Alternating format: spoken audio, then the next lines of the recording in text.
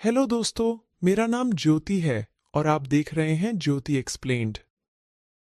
कहानी शुरू होती है। हमें मालूम होता है कि अमेरिका के एक बहुत बड़े बिजनेसमैन पार्क का बेटा बीमार है। बीमारी भी ऐसी जिसके बारे में पता चलाने में डॉक्टर्स भी फेल हो गए। सभी रास्ते बंद हो जाने के बाद इस बच्चे के इलाज के लिए कोरिया से शेमन्स बुलाए जाते हैं। यानी वो लोग जो इस दुनिया में रहते हुए ही सोल से बातें कर सकते हैं, उनसे जुड़ी इस दुनिया में लोगों की प्रॉब्लम्स को सॉल्व कर सकते हैं।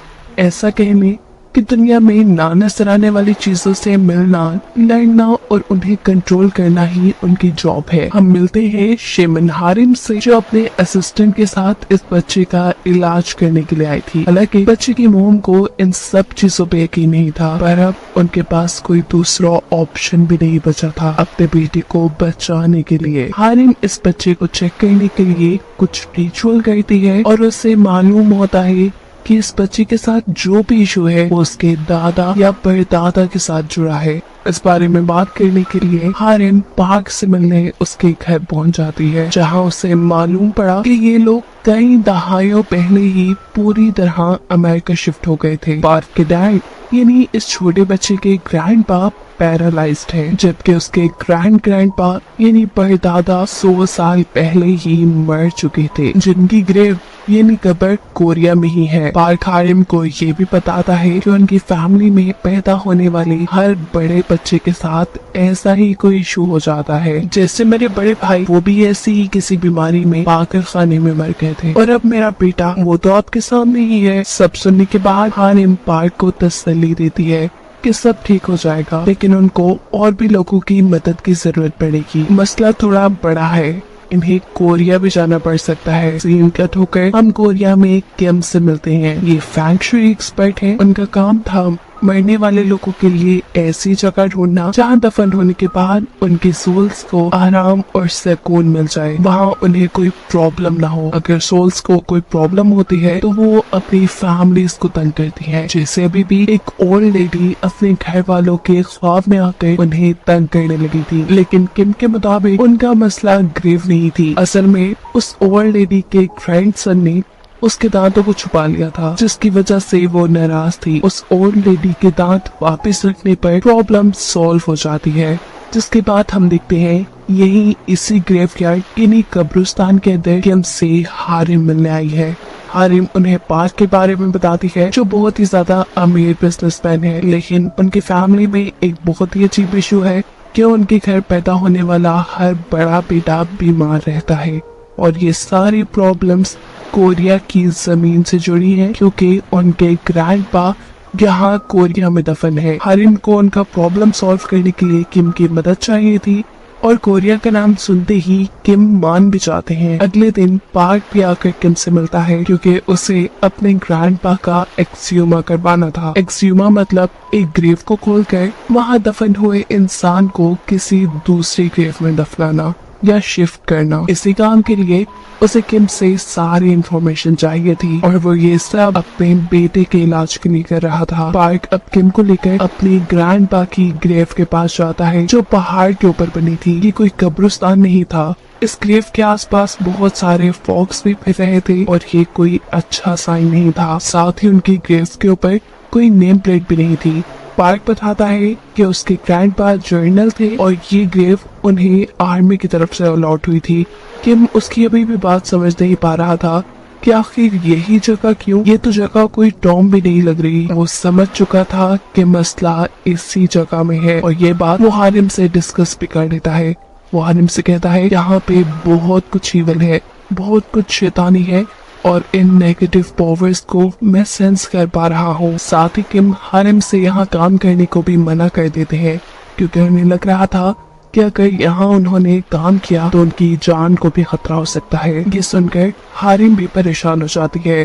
खैर, रात में दोबारा हारिम, किम और पार्क की मीटिंग होती है, जहाँ किम इन दोनों से शेयर करता है कि जल्द ही उनकी बेटी की शादी होने वाली है, जो सुनकर पार्क इमोशनल हो जाता है और उन्हें बताता है कि मेरा बेटा है और वो मरने वाला है।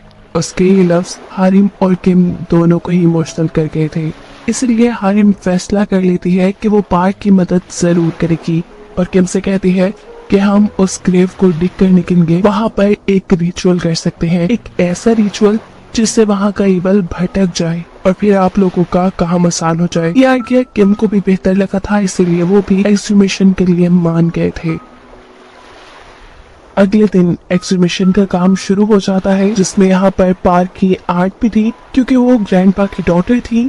उनके साइन और उनके परमिशन के बगैर ग्रेव डिग नहीं की जा सकती थी। हारिम यहाँ पर रिचुअल का सारा सामान भी ले आई थी, जिसमें 5 पिग्स भी थे। उन 5 लोगों के लिए सेक्रीफाइस जो ये ग्रेव डिग करने वाले थे। एक तरफ ग्रेव की खुदाई का काम शुरू होता है, तो दूसरी तरफ हारिम ईवल को डिस्ट्रैक्ट करने के लिए पावरफुल रिचुअल्स करना शुरू कर देती है, जिसमें बहुत से लोग उसका साथ दे रहे थे। जोर जोर से गाने बजाने के साथ हारिम अपना ड्राउना डांस करते हुए छुरियों और चाकुओं से खेल रही थी। ऐसा करते हुए वो अपने मुंह पर कट भी लगा देती है। फिर पास पे लगे हुए पिग्स की बॉडीज को काट कर उनका खून पीती है। उसका ये ड्राउना रिचुअल तब तक चलता रहा जब तक ग्रैंडपा की हड्डियों को निकाला नहीं गया। हड्डियों को कब्र से निकालने के बाद एक मजदूर कब्र के अंदर इंसानी सर वाला सांप दिखता है, जो कि बहुत ही गलत साइन था। और इससे भी गलत ये कि वो किसी को भी बताए बगैर उसे मार चुका था। ऐसा करते ही वहाँ मौसम खराब हो जाता है। किम जिसने ग्रैंडपा की हड्डियों को क्रिमेट यानी जलाने का फैसला किया था, उनका ये काम भी रुक जाता है। हालांकि वो ये काम जल्दी करना चाहते थे, क्योंकि उनका मानना था कि ग्रैंडपा की सोल हड्डियों से जुड़ी है, जिन्हें जलाने पर ही उन्हें सुकून मिल सकता है।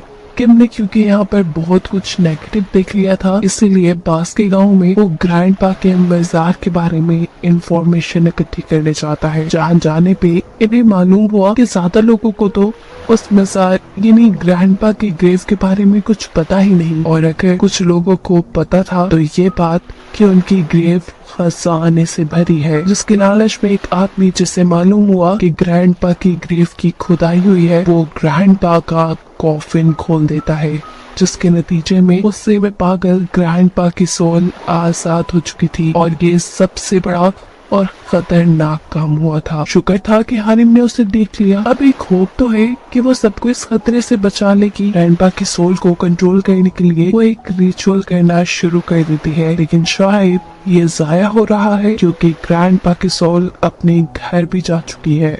घर यानी अमेरिका, जहाँ पर पार्क की फैमिली रहती थी। वहाँ जाते ही वो अपने बेटे और उसकी वाइफ को मार देते हैं, जिसके बाद ग्रैंडपा की स्पिरिट ने पार्क को भी हॉन्ट करना यानी डराना शुरू कर दिया था। पार्क बहुत ज्यादा डरा हुआ था।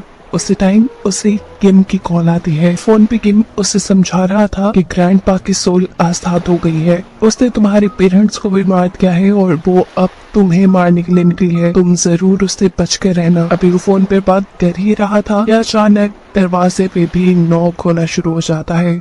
पूछने पे पता चलता है कि वहाँ पे भी किम था, फोन पे भी किम और दरवाजे पे भी किम।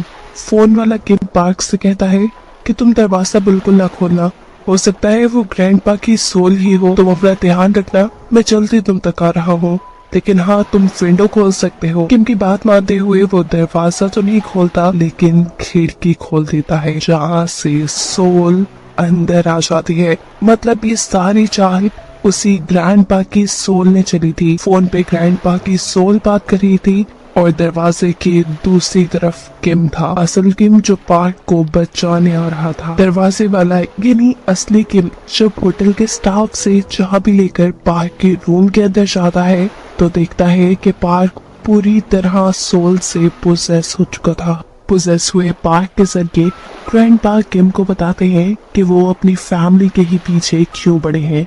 असल में जब अमेरिका और जापानीज के दरमियान में वॉर शुरू हुई थी, तो ग्रैंडपा ने अपने ही लोगों के साथ गद्दारी करके बहुत पैसा कमाया और उसी पैसे की वजह से उनकी पूरी फैमिली अमेरिका जाकर बस गई। लेकिन जिनकी वजह से वो अमीर हुए, उनका स्टेटस चेंज हुआ, उनको कभी इन लोगों ने आकर पूछा ही नहीं, न कभी इनकी ग्रेव्स पे आए, न प्रे की उनके लिए। इसी वजह से वो इतना गुस्सा थे कि इनकी आंखों के सामने ही वो आप पोजेस हुए पार्क को जान से मार देते हैं। मरते मरते पार्क किम से कहकर जाता है कि किसी बड़े जानवर ने जैसे शेर ने एक लोमड़ी की हड्डी निकाल ली है।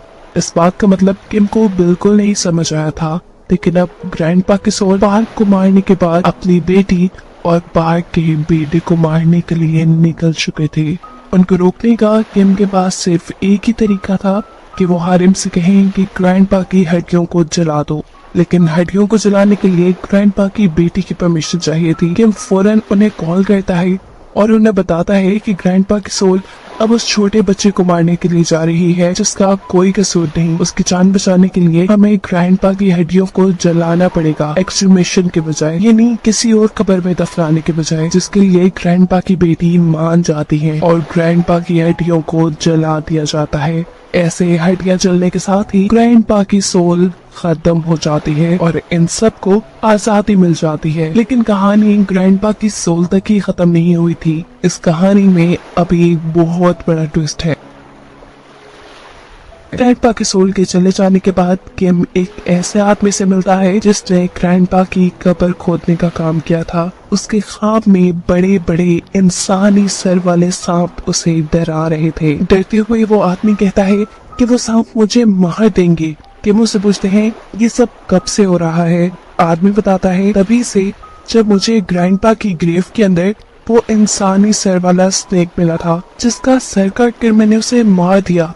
सारी बात की सच्चाई जानने के लिए किम दोबारा ग्रैंडपा की ग्रेव पे जाता है जहाँ उसे वो मरा हुआ सांप मिल भी गया था। उसका सर किसी फीमेल जैसा था जिनको बहुत ज्यादा इवल यानी शैतानी माना जाता है। कुछ ना सोचते समझते हुए किम जब इस कब्र को और ज्यादा खोलता है तो इसी कब्र के नीचे उसे एक खड़ा हुआ कॉफिन मिलता है, जिसे देखते ही वो हारिम और उसके सभी साथियों को यहाँ बुला लेते हैं। ये सब मिलकर उस कॉफिन को बाहर निकाल लेते, लेकिन अभी तक ये लोग ये बात समझ नहीं पाए थे कि आखिर क्यों ग्रैंडपा की ग्रेव के नीचे इस कॉफिन को खड़ा किया गया था। ये कॉफिन चारों तरफ से सील्ड था। फिलहाल आधी रात का वक्त था। ये लोग इस कॉफिन का कुछ कर भी नहीं सकते थे, इसीलिए पास के एक टेम्पल में ये लोग इस कॉफिन को रखने का फैसला करते हैं। ये भी हो सकता था कि इस कॉफिन में कोई इवल स्पिरिट हो, वो आसानी से निकल ना जाए, इसलिए हारिम खून और चावलों के साथ यहाँ अजीबोगरीब रिचुअल करती है और उस कॉफिन को सील करके ये लोग यहाँ से चले जाते हैं। इस सारी मिस्ट्री की कहानी जानने के लिए किम और हारिम अब जाते हैं ग्रैंडपा की डॉटर के पास और उससे पूछते हैं कि आखिर ग्रैंडपा की ग्रेव के नीचे ये इतना बड़ा कॉफिन क्यों खड़ा किया गया था। जवाब में ग्रैंडपा कहती है वो गद्दार कैसे हो सकते हैं, वो तो कोरियन थे ही नहीं, वो तो खुद जापानीज थे। कंफ्यूजन और भी ज्यादा बढ़ जाती है कि आखिर फिर जापानीज लोगों ने उन्हें यहाँ क्यों दफन किया। सीन कट होकर हम हारिम के असिस्टेंट को देखते हैं जिससे कोई अजीबो गरीब चीज डरा रही थी। वो कुछ मंत्र पढ़ते हुए अपने डर को काबू में करता है और कॉफिन को चेक करने के लिए जाता है, जहाँ बाहर जाते ही उसे कोई 7 फुट जितना लंबा आदमी दिखाई दे रहा था और वो आदमी किसी इंसान को खा रहा था। इस सारे सीन को देखकर डरते हुए वो हारिम को आवाज देता है। पता चलता है कि हारिम ख्वाब में अपनी ग्रैंड माँ से कुछ सबक ले रही थी, क्योंकि उसकी ग्रैंड माँ अपने जमाने की बहुत बड़ी शेमन थी। अपने असिस्टेंट की आवाज सुनकर वो यहाँ से जाने लगती है, लेकिन ग्रैंड माँ उसका हाथ पकड़ लेती है, ऐसे जैसे उन्होंने कोई बहुत बड़ा खतरा देख लिया हो। लेकिन फिर भी हारिम उठकर बाहर जाती है जहाँ उसका असिस्टेंट डरा हुआ था। ये दोनों साथ मिलकर उस कॉफिन को देखते हैं जो अब खुला हुआ था और खाली था। मतलब हारिम के असिस्टेंट ने जो 7 फुट का आदमी या भूत देखा था वो इसी कॉफिन से बाहर आ चुका था। यहाँ कॉफिन में ही एक हेलमेट भी मौजूद था जो कि किसी सैमुराई या जर्नल का होता है। ये लोग समझ जाते हैं कि जरूर इस कॉफिन में जो कोई भी था वो एक सैमुराई था, एक सोल्जर था। इतनी देर में इस रूम के बाहर वो जर्नल भी आ जाता है जो इस कॉफिन से निकला होगा। हारिम उसे देखते ही छुप जाती है और वो जर्नल पूछता है क्या इस रूम में कोई इंसान है। हारिम ना में जवाब देती है और कहती है मैं तो इंसानों की गुलाम हूँ और एक ट्री स्पिरिट हूँ। फिर वो जर्नल का भूत उससे पूछता है क्या तुम्हारे पास मेरी पसंद का खाना है। हारिम माफी मांगते हुए उससे ना में जवाब देती है और इस टाइम जर्नल जान जाता है कि रूम के अंदर कोई इंसान ही है। इससे पहले कि वो हारिम पर हमला कर देता उसका असिस्टेंट आकर उसे बचा लेता है और जर्नल पे भी एक नेज़े से हमला करता है, लेकिन इस हमले का उसके ऊपर जरा फर्क नहीं पड़ा था। साफ मतलब था कि वो जर्नल बहुत ही खतरनाक भूत में बदल चुका है, क्योंकि अब वो असिस्टेंट को पकड़कर उसके पेट में अपना हाथ स्टेप करता है और उसकी बॉडी दरमियान से चीरकर फेंक देता है। इससे पहले कि अब ये भूत हारिम को मार देता, किम और उसका असिस्टेंट यहाँ आ जाते हैं और इस मर्तबा इस भूत को देखकर इन दोनों की भी हालत बुरी तरह खराब हो चुकी थी, क्योंकि आज से पहले उन्होंने कभी ऐसा भूत नहीं देखा था। एक सेकंड गुजरता है और इस भूत को मुर्गे की बांग सुनाई देती है, मतलब सुबह होने वाली थी, और ये सोचते हुए वो एक आग का गोला बनकर यहाँ से उड़ जाता है। अभी के लिए ये लोग इतनी बात जान गए थे कि ये भूत जो भी है ये रात में तो पूरी ताकत में होता है, लेकिन सुबह में ये अपनी ताकतों का इस्तेमाल नहीं कर सकता। पता चलता है भूत ने हारिम के जिस असिस्टेंट को दरमियान से चीर कर फाड़ दिया था, उसकी सांसें अभी भी चल रही थी, यानी वो पूरी तरह मरा नहीं था, इसलिए उसे हॉस्पिटल एडमिट करवा दिया जाता है। और किम अब जाते हैं उसी ग्रेव पे जहाँ से ये सब शुरू हुआ था, क्योंकि अब इसे बंद करना, इस कहानी को खत्म करना बहुत जरूरी था। यहाँ वो आसपास के लोगों से मिलते हैं, कुछ पता चलाते हैं, लेकिन खास इन लोगों को कुछ मालूम नहीं होता। दोबारा ये लोग हॉस्पिटल आ जाते हैं, जहाँ इन्हें मालूम पड़ता है कि हारिम के असिस्टेंट को होश आ गया है। होश पे आने पे उसकी आंखें अजीब थी और ये देखते हुए हारिम और किम को ये पता चल चुका था कि वो पोजेस्ड है। उस बड़े से जर्नल के भूत ने इसे अपना गुलाम बना लिया था और इसी के जरिए इन्हें ये बात पता चलती है कि वो जर्नल का भूत यहाँ पे किसी चीज की हिफाजत कर रहा है। किस चीज की, ये बात हारिम का असिस्टेंट उन्हें नहीं बताता। इन सारी बातों का पता चलाने के लिए किम दोबारा ग्रेव पे जाता है। वो ग्रेव को खोलकर अपने सवालों का जवाब जानना चाहता था कि आखिर यहाँ ऐसा क्या है जिसकी वो डीमन हिफाजत कर रहा था। इन्हें यहाँ वही 7 फुट लंबा जर्नल का भूत ही नजर आता है। इसे देखकर वो ये बात पता चला लेते हैं कि रात में ये भूत कहीं पर भी चला जाए, दिन में ये भूत यही रहता है, जरूर उसी चीज की हिफाजत करने के लिए जिसके बारे में इन्हें मालूम नहीं। यहाँ खड़े खड़े ही किम को मरते हुए पार्क की एक बात याद आती है। उसने कहा था कि फॉक्स ने टाइगर की रीढ़ की हड्डी पे वार किया है। कोरिया का मैप बिल्कुल टाइगर की तरह दिखता है, ये नहीं टाइगर तो हो गया कोरिया। अब सीन ये था कि कोरिया को खत्म करने के लिए बहुत से मेटल रॉड्स जमीन में दबाए गए थे, जो कि जापानीज रिचुअल के मुताबिक कोरिया की पॉजिटिव और नेगेटिव एनर्जी को डिस्टर्ब करके कोरिया को खत्म कर देते। इन रॉड्स के बारे में कोरियन शेमन्स को पता चल गया और उन्होंने इन रॉड्स को निकालना शुरू कर दिया।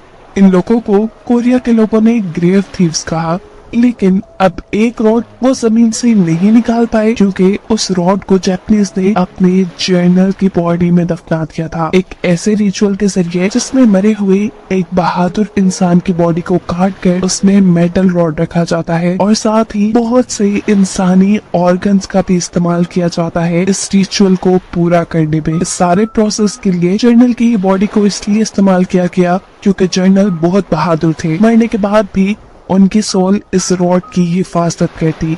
अब वो जर्नल जो कि भूत बन चुका था, जिसकी बॉडी में वो मेटल रॉड था, उसकी कॉफिन को इसीलिए वर्टिकल खड़ा किया गया था क्योंकि कोरिया में लगने वाले बाकी सभी रॉड्स भी वर्टिकल खड़े थे। अब कोई उस रॉड को या जर्नल की बॉडी को न ढूंढ पाए, उसके ऊपर पार्क के ग्रैंडपा की बॉडी को दफना दिया गया क्योंकि वो भी एक जर्नल थे। साफ लफ्जों में कहें तो जब कोरिया और जापानीज के दरमियान जंग चल रही थी तो लोगों ने जादू मंत्रों के जरिए भी एक दूसरे को हराने की, दबाने की कोशिश की। जैसे ही इन लोगों को इस सारी बातों की खबर मिलती है तब तक काफी देर हो चुकी थी। अब रात का वक्त हो चुका था और वो जर्नल जिसके अंदर मेटल रॉड था उसके उठने का भी वक्त हो गया था।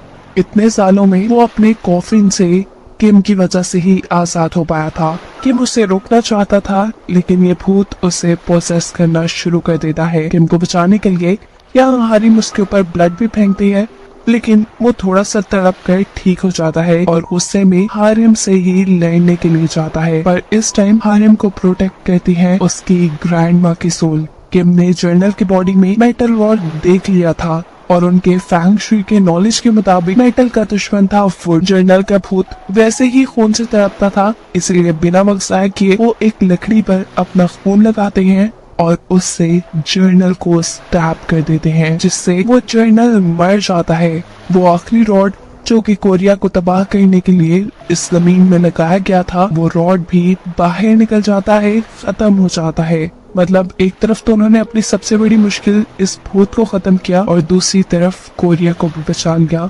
भूत के मरते ही हारिम का असिस्टेंट जो उसकी पोजीशन में था वो भी वहां से बाहर निकल आता है। इनके सारे मिशन अब पूरे हो चुके थे, ये लोग अब सेफ थे। यही सोचते हुए ये चारों सुकून का सांस लेते हैं। कहानी के आखिर में हमें किम की बेटी की शादी दिखाई जाती है, जहाँ किम रिलैक्स नजर आ रहा था और उसे हारिम और उसके असिस्टेंट्स की शक्ल में एक टीम भी मिल गई थी। इन चारों को दिखाते हुए ये कहानी यहाँ खत्म हो जाती है। ऐसे ही कहानियां देखने के लिए मेरा चैनल सब्सक्राइब करें ताकि जब भी कोई वीडियो अपलोड हो तो सबसे पहले आप देख सके। धन्यवाद।